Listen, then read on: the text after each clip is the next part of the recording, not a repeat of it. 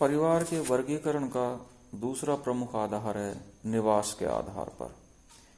विवाह के बाद दंपति का निवास स्थान कहाँ हो, इस आधार पर भी परिवारों का वर्गीकरण किया गया है। इस प्रकार से 6 प्रकार के परिवार देखे जा सकते हैं। सबसे पहले है पितृस्थानीय परिवार। यदि विवाह के बाद पत्नी अपने पति व उसके माता पिता के साथ रहने लगती हो तो उसे हम पितृस्थानीय परिवार कहते हैं। हिंदुओं, मुसलमानों एवं भील, खड़िया तथा कई पितृवंशीय परिवारों में यह प्रथा पाई जाती है। दूसरा प्रकार है मातृस्थानीय परिवार।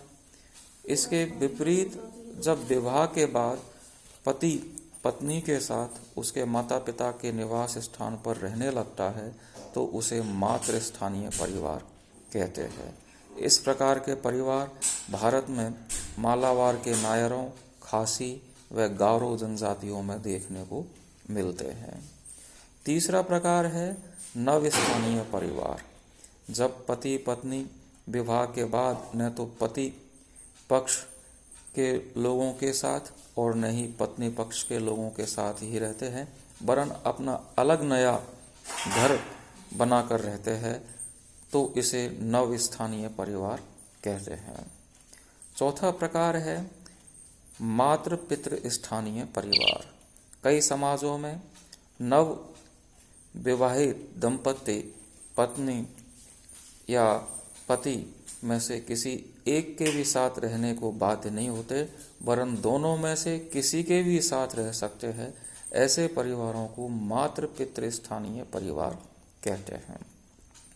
पांचवा प्रकार है मामा स्थानीय परिवार।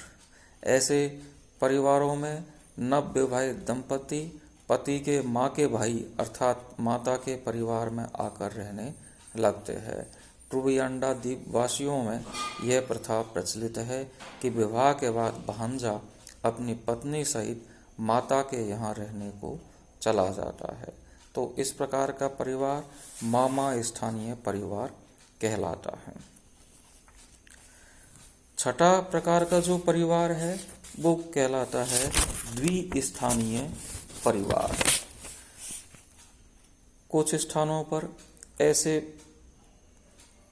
परिवार है जहां विवाह के बाद पति पत्नी अपने अपने जन्म के परिवारों में ही रहते हैं।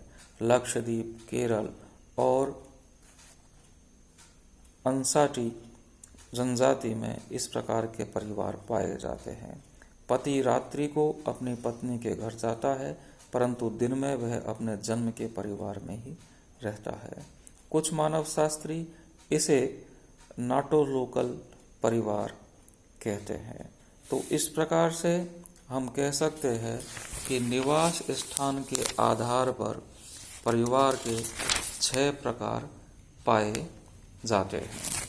अब बात आती है